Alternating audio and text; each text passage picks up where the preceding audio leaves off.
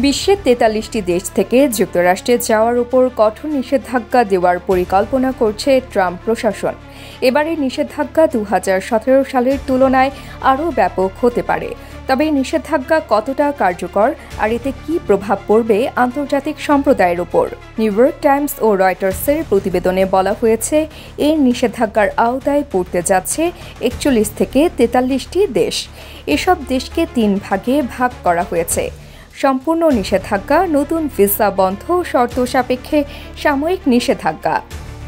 মার্কিন অভিবাসন বিশেষজ্ঞরা বলেন, এই নিষেধাজ্ঞার ফলে হাজার হাজার মানুষের যাত্রা বন্ধ হয়ে যেতে পারে। পাশাপাশি মার্কিন ব্যবসা ও শিক্ষাক্ষেত্রেও এর নেতিবাচক প্রভাব পড়তে পারে। প্রথম ভাগের সম্পূর্ণ নিষেধাজ্ঞায় রয়েছে আফগানিস্তান, ইরান, সিরিয়া, কিউবা ও উত্তর কোরিয়া।